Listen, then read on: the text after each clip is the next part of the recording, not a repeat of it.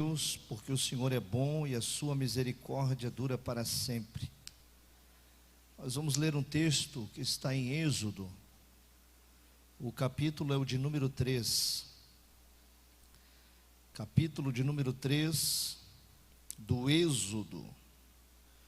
Nós louvamos a Deus porque grandes coisas o Senhor fez no dia de hoje, especialmente nessa tarde, onde 10 vidas se renderam a Cristo e desceram as águas do batismo, e o céu se alegra, o céu está em festa, e nós glorificamos a Deus.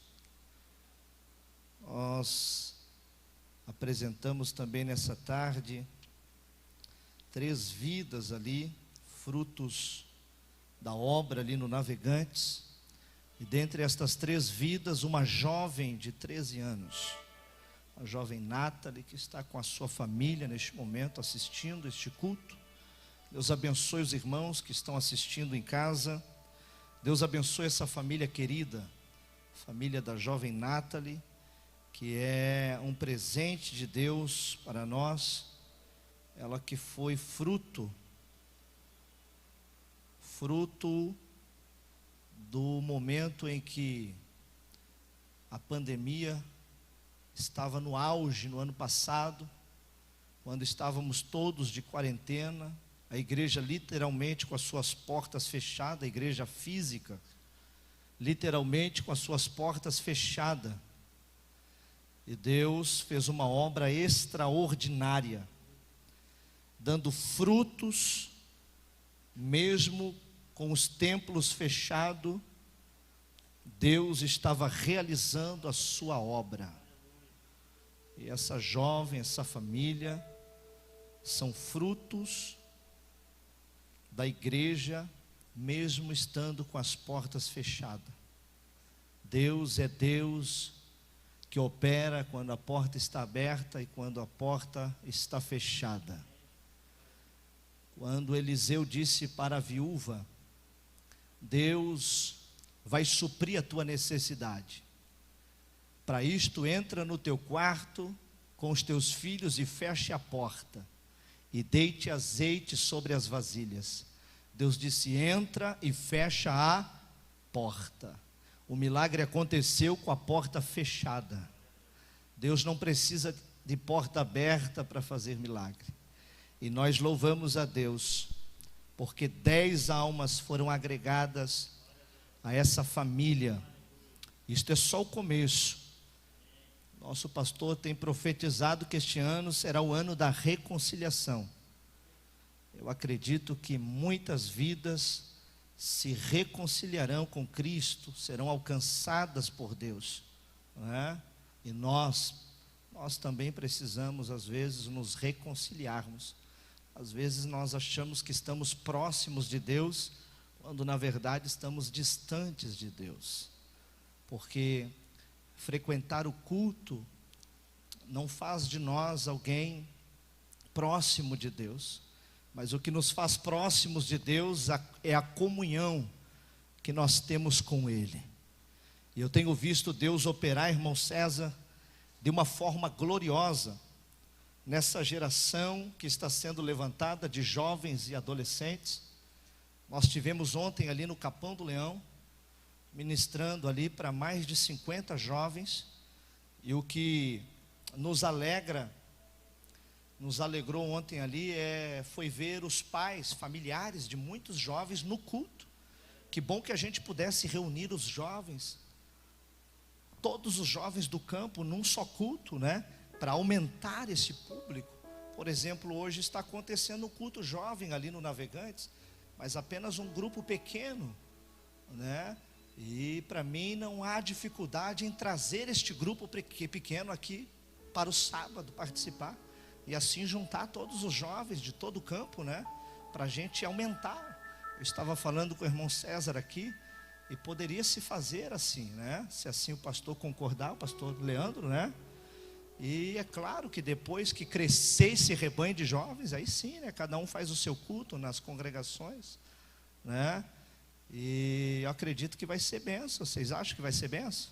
Juntar toda a juventude aqui para somar com a gente e incentivar os pais, incentivar os familiares, né? Estarem aqui somando junto com essa juventude querida. Deus abençoe vocês que estão aqui. A gente sabe que a dificuldade é grande, mas eu estou vendo a mão de Deus operando. Existem muitas profecias que haverá um grande avivamento nesse tempo.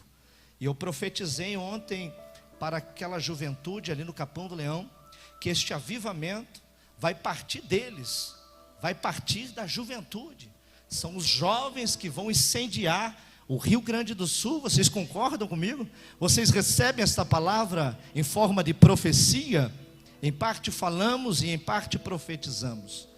E eu acredito que Deus está levantando uma geração de jovens adolescentes e vai encher-los do seu Espírito Santo para fazer grandes coisas.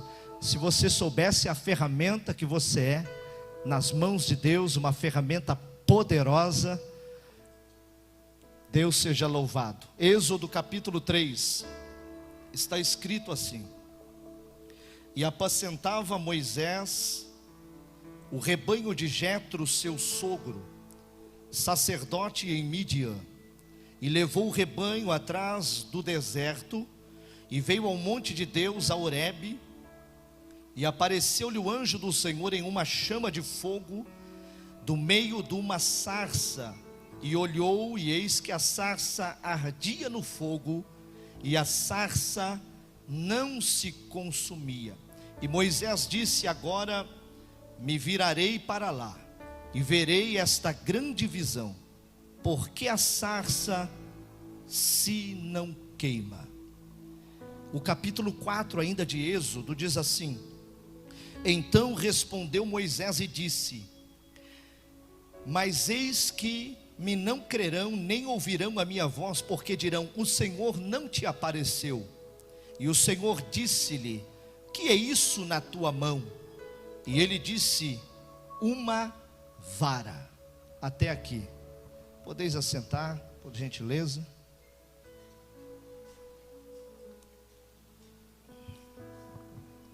Moisés estava apacentando as ovelhas de seu sogro Jetro, quando ele observa que no Monte Horebe, lá estava uma sarça que ardia e não se consumia.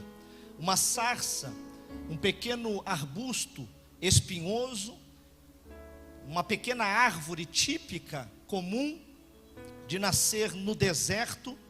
Moisés observa agora que esta pequena árvore espinhosa estava queimando, ardendo em chamas, porém ela permanecia intacta. O fogo não a consumia. E foi isto que chamou a atenção de Moisés.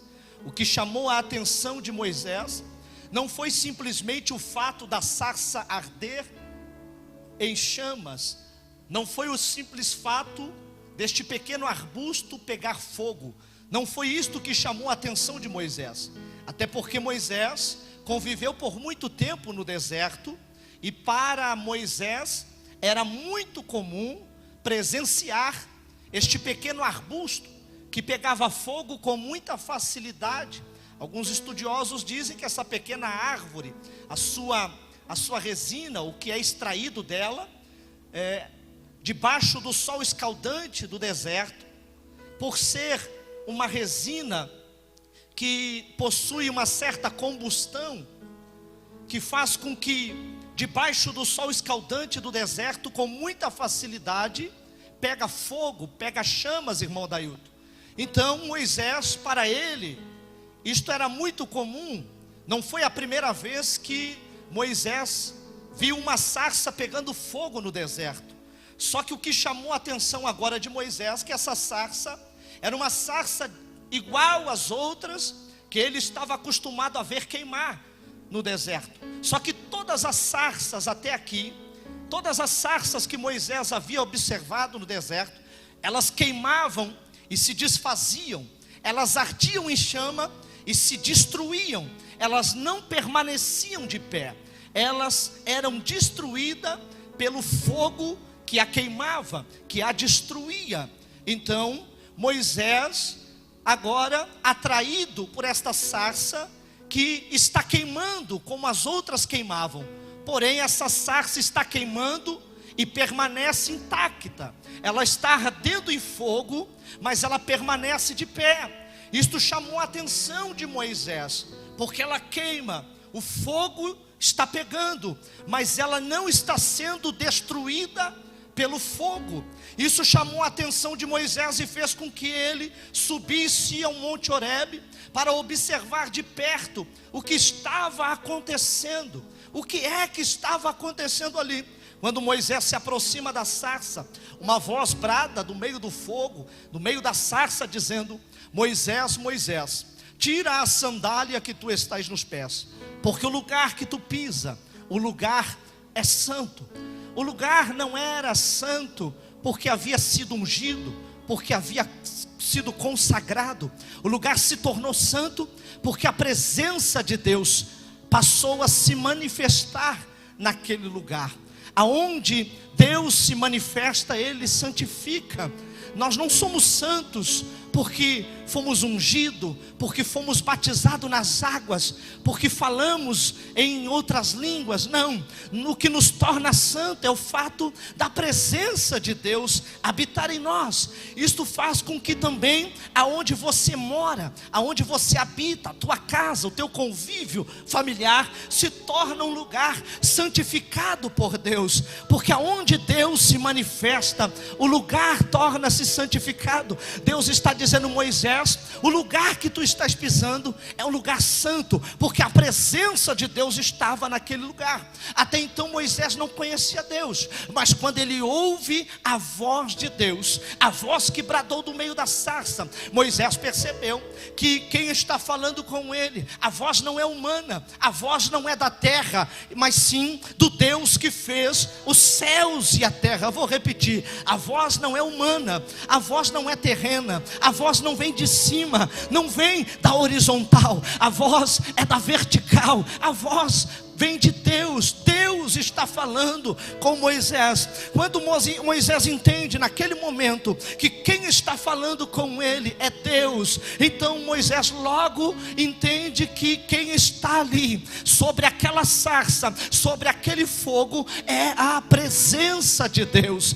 A presença de Deus que estava sobre aquela sarça. E o que fazia aquela sarça permanecer intacta e não ser consumida pelo fogo era a presença de Deus. Não, eu vou repetir: o que sustentava aquela sarça era a presença de Deus. O que fazia com que ela ardia em chama e não se consumia era a presença de Deus. Porque não basta somente fogo, tem que ter resistência. Eu vou repetir: não adianta somente fogo. Às vezes nós pregamos, queremos que Deus incendeie, queremos que Deus derrama fogo. Agora nós vamos estudar por 3 meses o verdadeiro pentecostalismo. Nós vamos estudar durante 3 meses o que de fato é o pentecostalismo que nós pregamos nas assembleias de Deus. E às vezes nós queremos fogo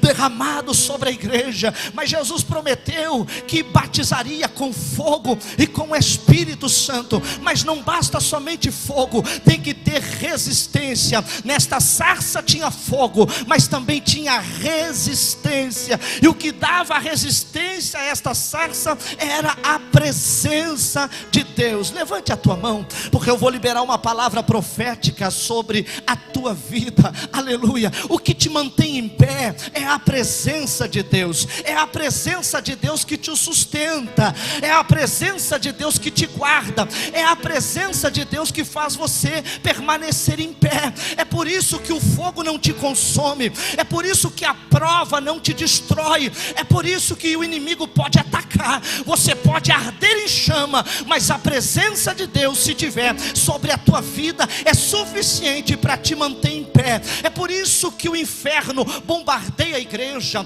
o inferno bombardeia os departamentos da igreja, o inferno bombardeia a juventude da igreja, mas a juventude da igreja cresce. É como o povo de Israel no Egito, que quanto mais sofria, mais se fortalecia. A Bíblia diz que quanto mais oprimidos eles eram, mais eles cresciam. Não, Deus dá o crescimento ao seu povo, é Deus que dá o crescimento à sua igreja. E a palavra crescimento, ela tem o sentido de lá na frente fazer coisas grandes, coisas maiores. Preste atenção. Então, quando eu cresço na presença de Deus, há possibilidades de eu fazer coisas maiores, de eu fazer coisas grandes. Este é o sentido aqui da palavra crescimento. É por isso que o diabo tenta impedir o crescimento da juventude, o crescimento da igreja, porque ele sabe que se o crescimento continuar,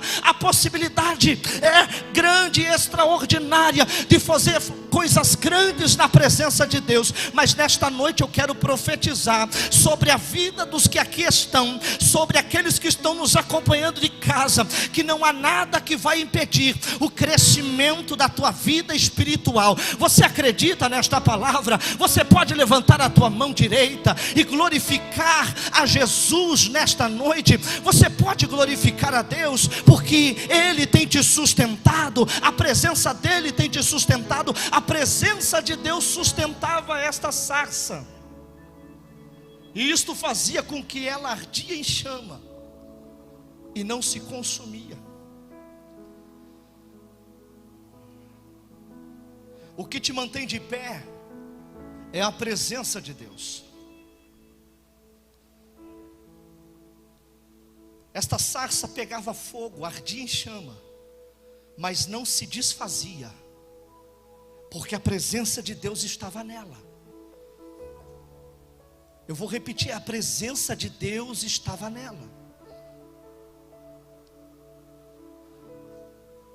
A presença de Deus deseja fazer parte da tua vida. E a presença de Deus não é algo, não é aquilo que eu canto, não é aquilo que eu prego. A presença de Deus é aquilo que eu mantenho, é o que eu tenho comunhão. A presença de Deus não é detectada simplesmente naquilo que eu faço, mas naquilo que eu vivo. Deus deseja que a presença dele esteja sobre as nossas vidas. É por isso que Paulo disse que nós somos templos do Espírito Santo, porque o Espírito Santo habita em nós. Nós somos moradas de Deus. Deus desejou habitar no homem. No Antigo Testamento, Deus manifestava a sua presença na tenda da congregação, no tabernáculo, na vida de algumas pessoas apenas. Mas o véu do templo foi rasgado na crucificação de Cristo no Calvário. O véu do templo foi rasgado de alto a baixo, liberando o acesso de qualquer pessoa chegar na presença de Deus. E a Bíblia diz que aqueles que se aproximam da presença de Deus, de maneira nenhuma Ele lança fora da sua presença. Frequentar culto não é ter a presença de Deus. Participar de festas não é ter a presença de Deus.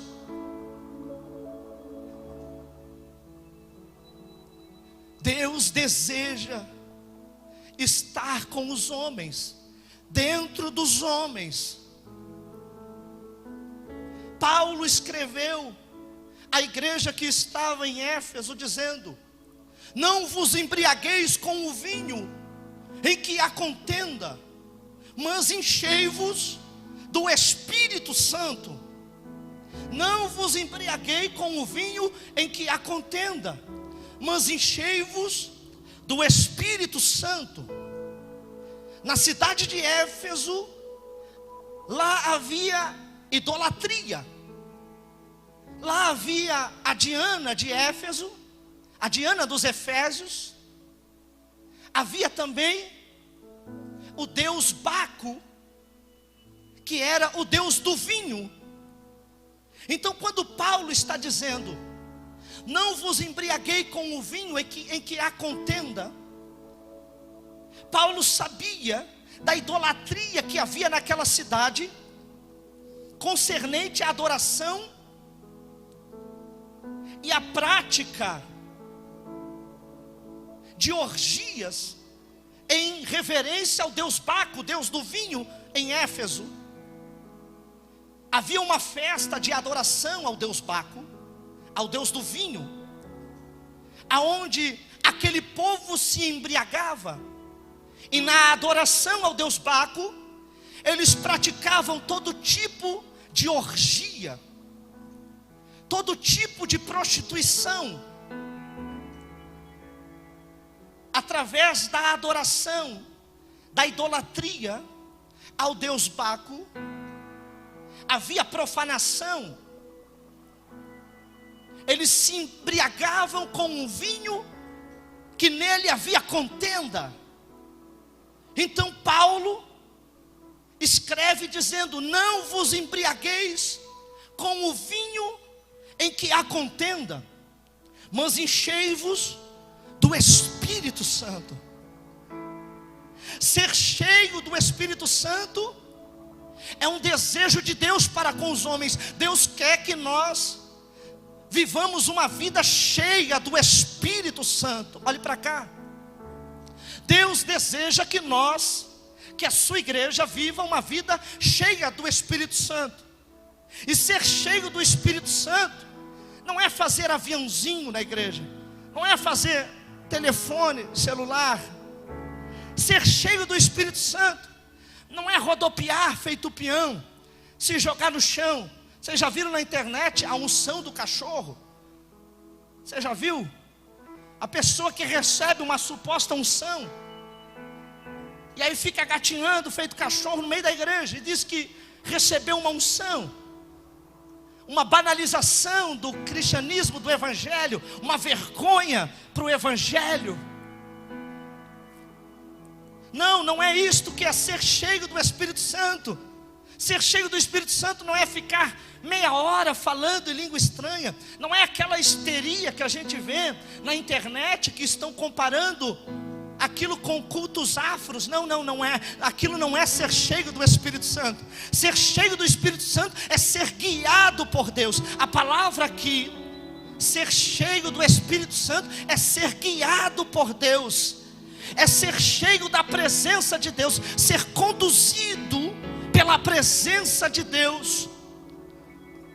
Lá no deserto, no capítulo 40 ainda de Êxodo, nos versos 36 e 37, a Bíblia diz que a presença de Deus descia sobre o tabernáculo, ou melhor, a nuvem, a Shekinah de Deus, descia sobre o tabernáculo. A Shekinah era como um filtro que filtrava a glória de Deus, para que os homens não fossem consumidos ao ver a glória de Deus. Então a nuvem, a Shekinah, descia sobre o tabernáculo, para que Deus pudesse se manifestar a sua presença. E a Bíblia diz que esta nuvem, com a presença de Deus, era o que guiava aquele povo, irmão Adailto, jovens. Era a presença de Deus que estava naquela nuvem que guiava o povo. Quando a nuvem caminhava, eles levantavam acampamento e seguiam a presença de Deus. Mas o versículo 37 diz que quando a nuvem parava, o povo também parava, e eles só seguiam quando a presença de Deus os conduzia. Então quem conduzia eles era a presença de Deus. O que é que conduz a minha vida? O que é que conduz a sua vida? Foi lido um texto aqui em Romanos capítulo 8 que diz que nenhuma condenação há para os que estão em Cristo Jesus. A gente naturalmente, a gente gosta desta parte A. Nenhuma condenação há para os que estão em Cristo Jesus. Mas a parte B diz: mas para os que não andam segundo a carne, mas segundo o Espírito, e Paulo continua dizendo: porque os que andam segundo a carne se inclinam para os deleites da carne, os desejos da carne, mas os que andam pelo Espírito Santo, guiados pelo Espírito, guiados pela presença de Deus, eles vivem uma vida naturalmente, espiritualmente, na presença de Deus, inclinados para o desejo do Espírito de Deus. Por quem somos guiados? Pela carne, a nossa carne, o nosso eu ou a nossa presença? Nós não temos um inimigo apenas chamado Satanás, não. Nós temos dois inimigos, Satanás, e nós temos o segundo inimigo, que é a nossa carne. A nossa carne que nos faz pecar, a nossa carne que entristece o Espírito Santo. É a carne que conduz ao inferno, é a carne que conduz ao pecado. É a carne, o Espírito está pronto, mas a carne é fraca. E como é o que eu alimento meu espírito? Orando. Como é que eu paro de pecar? Quando eu deixo Deus guiar minha vida, quando eu passo a viver uma vida cheia do Espírito Santo, quando eu busco a cada dia ser melhor do que ontem, ser melhor do que hoje, ser melhor do que amanhã. Hoje eu errei, mas amanhã eu vou procurar, vou me esforçar a fazer diferente, porque até aqui eu tenho me conduzido, eu tenho me guiado, eu tenho feito o que eu quero. Sabe quando a gente se humilha e diz: até aqui eu tenho caminhado com as minhas pernas, é eu que traço a rota, é eu que traço o caminho, é eu que dou a direção para onde eu quero ir. Mas quando eu tomo a decisão, peraí, até hoje tudo deu errado, eu só quebrei a cara, tudo que eu faço dá errado, porque eu estou sendo conduzido por mim mesmo. Mas a partir de hoje eu não quero mais. Hoje eu errei, mas o sangue de Jesus, que me purifica de todo o pecado e que me dá uma nova oportunidade, então eu pego essa nova oportunidade e vou me esforçar para amanhã fazer diferente. O que eu fiz hoje não vou fazer amanhã. Amanhã eu quero ser melhor, e assim sucessivamente eu vou me esforçar, e a cada dia eu vou caminhando, eu vou dizendo: Deus, eu quero mais de Ti. Aleluia. Sabe qual é a parte que a gente mais peca no culto? Quando a gente canta, porque a gente diz: mais de Ti. A gente canta, sim ou não? Eu quero ser cheio, eu quero viver na Tua presença. E a gente faz o que cantamos? Na maioria das vezes não.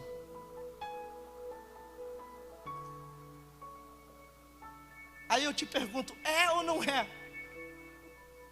a parte que a gente acaba mais mentindo? Quando a gente canta dizendo: eu quero ser fiel, Senhor, fiel no meu olhar, fiel no meu agir, aonde eu estiver, e tudo que eu fizer. Mas na prática, às vezes não é assim, irmão César, que acontece. Às vezes não é assim que acontece. Só que Deus deseja que nós vivamos uma vida cheia da presença dEle. Então ser cheio do Espírito Santo é ser guiado por Deus. É quando a gente diz: Deus, até aqui eu fui com as minhas próprias forças, mas a partir de hoje, toma a direção da minha vida, me guia, me conduza conforme a Tua vontade. Porque mais vale a vontade de Deus para as nossas vidas do que a nossa vontade. A Bíblia diz que os pensamentos de Deus são mais altos do que os nossos. A gente pensa pequeno, Deus pensa alto. Enquanto você está pensando um pouquinho assim, Deus está pensando muito além para ti, para a tua vida. Você acredita nessa palavra? Que Deus tem muito mais para fazer, para realizar. E se eu te disser que o que Deus tem para fazer, para realizar, não depende dele? Se eu disser para você que depende de nós, O que você tem feito?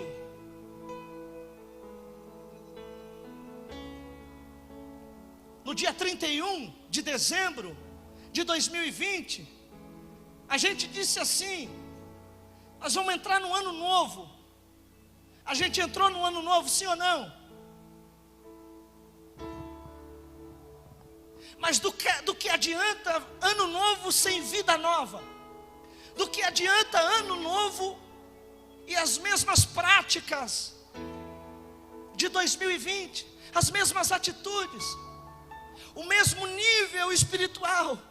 E Deus está dizendo para mim e para você: o ano é novo. Eu tenho coisas novas também para a tua vida. Não é para o ano, é para a tua vida, é para a tua história, é para a tua existência. É o que Deus está dizendo para mim e para você nesta noite. Eu quero te elevar num nível espiritual além. Você acredita que Deus é poderoso? Você acredita que Deus levanta homens, mulheres, que Deus levanta crianças, jovens, adolescentes, enche-os do seu Espírito Santo para fazer uma obra extraordinária, para fazer a diferença? Você acredita que Deus tem poder para fazer estas coisas? Porque quando eu olho para a Bíblia, eu vejo Deus fazendo estas coisas. Quando eu olho para a Bíblia, eu vejo Deus pegando dois jovens, Josué e Caleb, e conduzindo uma multidão a uma terra prometida. Eu vejo dois jovens fazendo proezas na presença de Deus. Por quê? Porque a presença de Deus estava sobre a vida deles. Quando eu olho para a Bíblia, irmão César, eu vejo três jovens que foram lançados em uma fornalha de fogo ardente, aquecida 7 vezes mais, porque disseram: se Deus quiser nos livrar da fornalha, Ele vai nos livrar. Mas se não acontecer, Ele continua sendo Deus. Foi cantado aqui nesta noite que se Deus fizer, Ele é Deus. Mas se a fornalha me matar, Ele continuará sendo Deus. E o que foi que aconteceu? Eles foram jogados dentro de uma fornalha. E quando todos acharam que era o fim, que estavam mortos, o rei olhou e disse: não foram 3 que foram jogados dentro da fornalha? Sim, rei, foram 3, mas eu estou vendo 4 pessoas dentro da fornalha. A quarta pessoa era a presença de Deus, que estavam com eles dentro da fornalha. Uma vida cheia do Espírito Santo faz com que seja preservado por Deus em qualquer situação, em qualquer circunstância. Eu vejo Daniel cheio da presença de Deus, sendo jogado dentro de uma cova e nada acontecer. Eu vejo um jovem por nome de José sendo jogado dentro de uma cisterna, sendo levado preso para o Egito e nada aconteceu. A Bíblia diz que tudo que ele colocava a mão, Deus o fazia prosperar. Quem fazia prosperar? Quem fazia prosperar? Deus. A Bíblia diz que José, até na prisão, tudo que ele colocava a mão para fazer, prosperava. Mas José era um jovem que fugia do pecado. Ele optou por viver uma vida na presença de Deus. Tem gente que opta por viver uma vida no pecado. José optou por viver uma vida na presença de Deus. Está no calabouço, mas tudo bem, eu ainda quero viver na presença de Deus. Tudo bem, saí da cisterna, fui para a prisão, mas ainda eu quero viver uma vida na presença de Deus. Você está entendendo? Ele optou por viver uma vida na presença de Deus. Tem gente que opta por viver no pecado. Tem gente que diz: eu quero viver no pecado. Eu quero viver no pecado.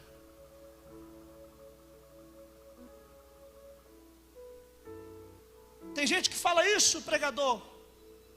Não fala verbal, mas fala nas práticas, nas atitudes.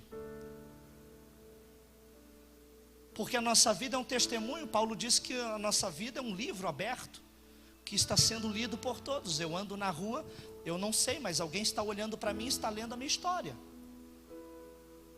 Tudo bem, eu estou aqui pregando para vocês me conhecem, o Rafael, aquilo que eu estou apresentando aqui.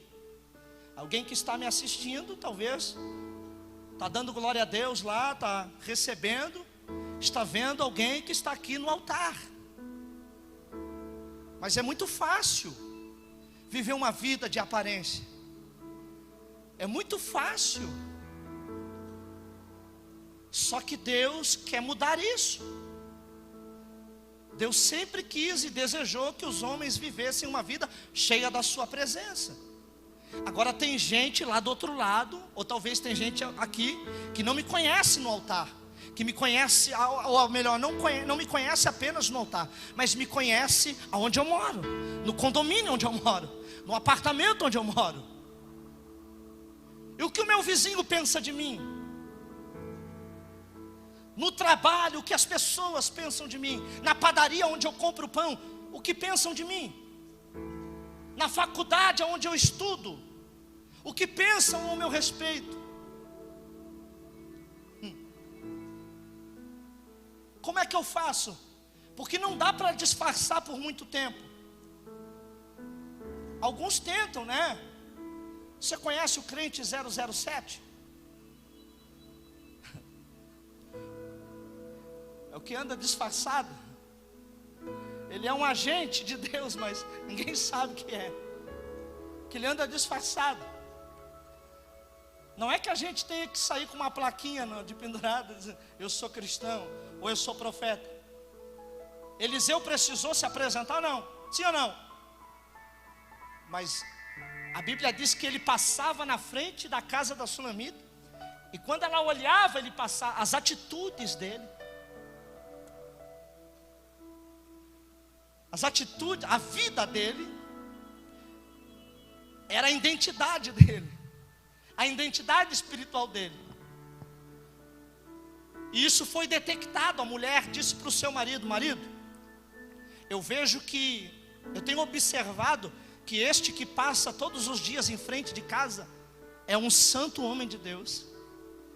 Não estava escrito na testa dele, não tinha uma plaquinha no peito dele e dizia, eu sou um profeta, eu sou um santo homem de Deus, eu sou um homem de Deus.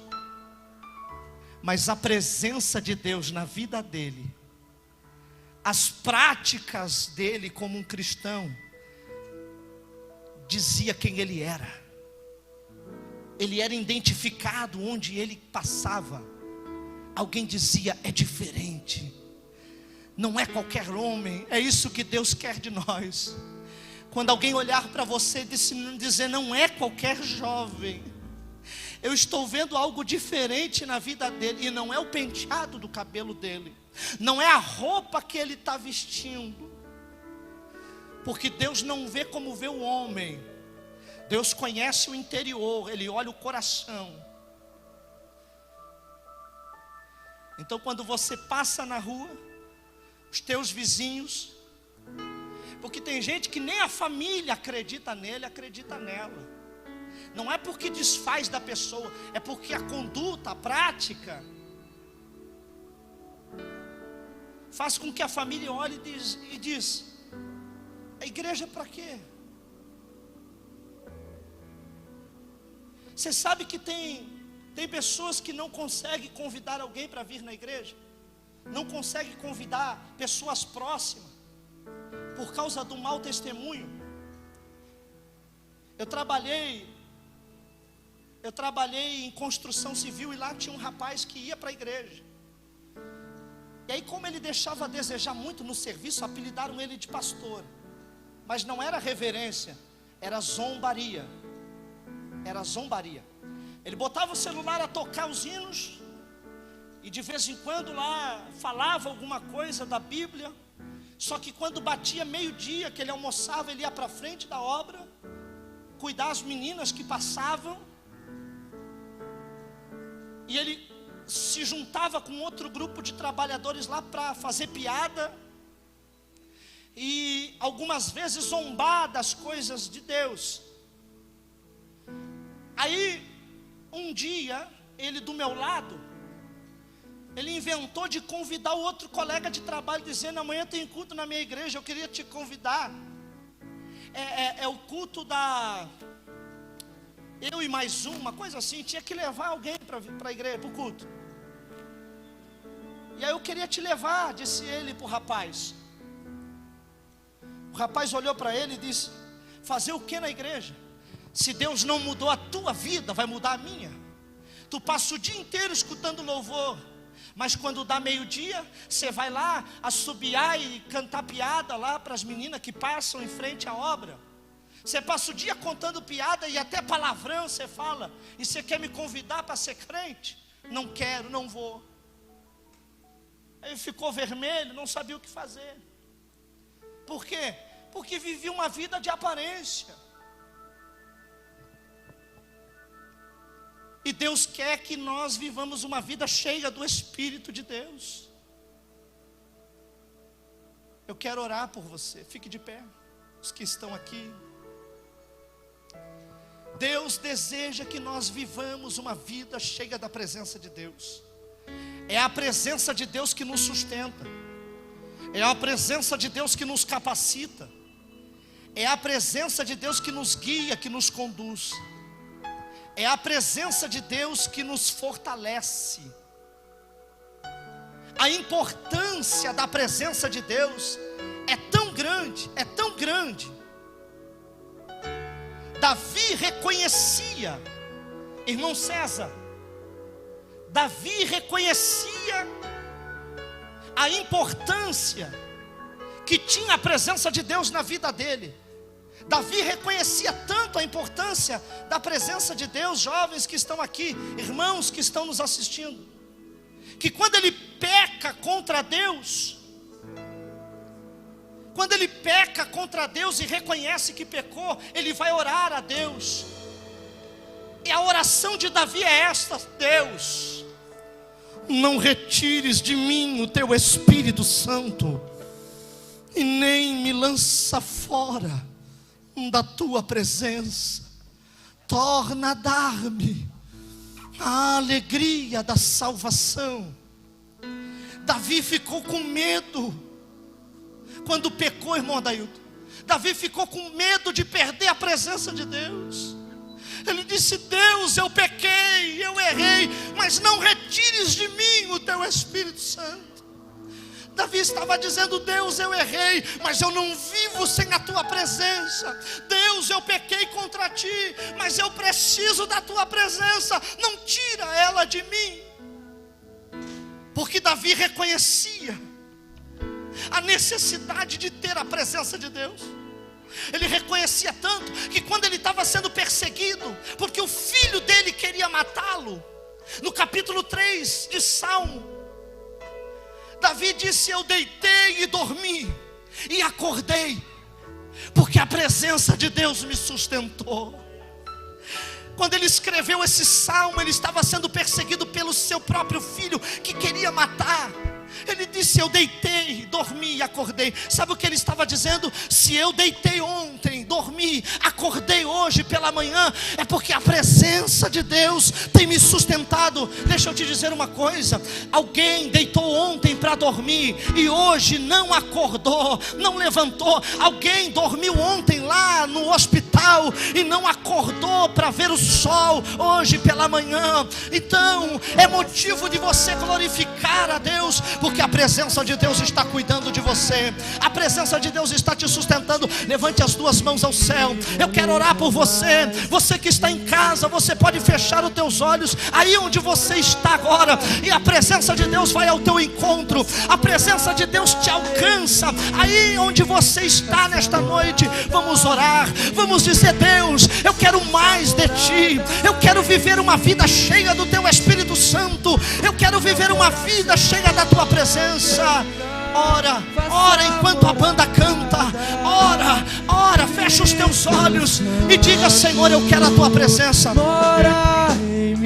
Você que deseja a presença de Deus na tua vida, mais. Comece a falar com Deus. Eu te convido a nunca mais Se você quiser fazer a oração de Davi, faça. Diga: Deus, não retires de mim o teu Espírito Santo. Eu vou deixar você orar.